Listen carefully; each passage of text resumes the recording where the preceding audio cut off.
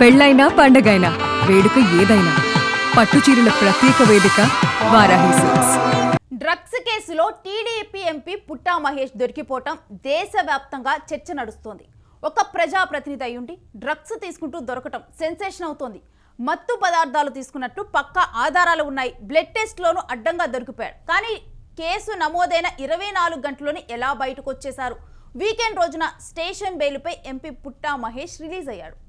అతనికి station bail ఎలా వచ్చింది, వీకెండ్ రోజు చట్టం ఎలా పనిచేసింది అనేది తర్వాత చర్చించుకుంటే, డ్రగ్స్ తీసుకున్న మరుసటి రోజే పార్లమెంటు సమావేశాలకు హాజరు కావటం చర్చనీయాంశంగా మారింది. సాధారణంగా మద్యం సేవిస్తేనే ఆ ప్రభావం శరీరం మీద 7-8 గంటల వరకు ఉంటుంది. శరీరం అంతా మత్తుగా ఉంటుంది, మెదడును అదుపు చేస్తుంది. ఆ ప్రభావం చాలాసేపు మెదడు మీద పనిచేస్తుంది. మరి డ్రగ్స్ తీసుకుంటే ఆ ప్రభావం ఇంకా ఎన్ని గంటలు ఉంటుంది, ఎన్ని రోజులు ఉంటుంది అనేది వైద్యులు వివరణ ఇవ్వాల్సింది. అయితే ఈ అంశం పక్కన పెడితే, డ్రగ్స్ కేసులో దొరికి స్టేషన్ బెయిల్ తీసుకున్న మరుసటి రోజే పార్లమెంటు సమావేశాలకు హాజరు కావటం వివాదాస్పదమవుతోంది. రోడ్డు మీద తాగి వాహనం నడిపితేనే డ్రంక్ అండ్ డ్రైవ్ కేసులతో పోలీసులు హంగామా చేస్తున్నారు.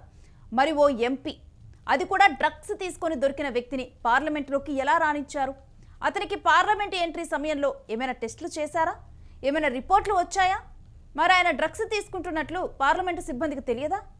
ఆయన్ను ఎలా పార్లమెంటు సమావేశాలకు హాజరయ్యేందుకు అనుమతి ఇచ్చారంటూ ప్రశ్నల వర్షం కురుస్తోంది. స్పీకర్కు ఈ విషయం తెలీదా? కేంద్ర ప్రభుత్వం ఎంపీని ఎందుకు అడ్డుకోలేదు అనే చర్చ మొదలైంది. అధికారంలో ఉన్నాడు, చట్టసభలకు ప్రాతినిధ్యం వహిస్తున్నాడు, ఎంపీగా ప్రోటోకాల్ ఉంది. పైగా ఏపీలో ఆయన పార్టీ అధికారంలో ఉంది. ఇటు తెలంగాణలో ప్రభుత్వ పెద్దలతో సన్నిహిత సంబంధాలు ఉన్నాయి. అందుకే పుట్టా మహేష్కు స్టేషన్ బెయిల్ దొరికిందా?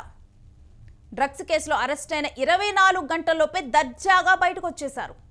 అదే ఒక సామాన్యుడైతే, ఒక మధ్యతరగతి వాడైతే, ఒక పేద వర్గానికి చెందిన వాడైతే, ఆ వ్యక్తులు డ్రగ్స్ కేసులో ఇరుక్కుంటే ఈ ఎంపీల 24 గంటల్లో బయటకు రాగలరా?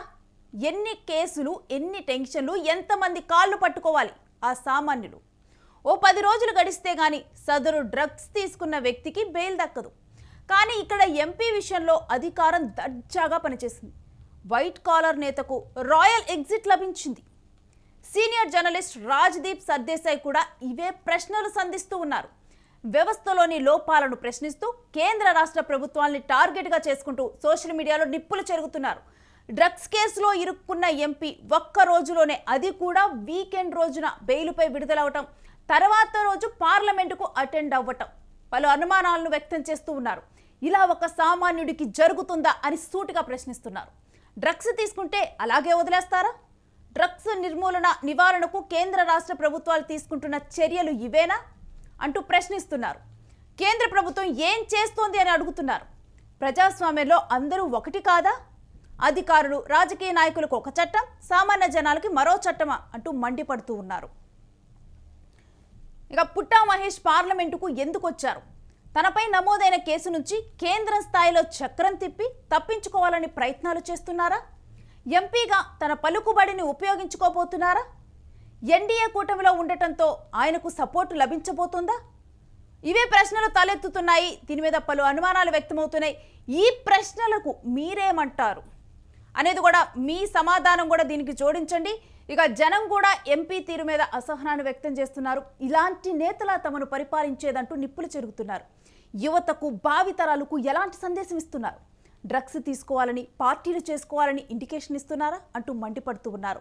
వెంటనే సదరు ఎంపీని సస్పెండ్ చేసి పదవి నుంచి తొలగించాలి అని డిమాండ్ చేస్తున్నారు. రాజకీయ నాయకులకి ఒక గుణపాఠంలో తీర్పు ఉండాలంటూ జనం విజ్ఞప్తి చేస్తున్నారు.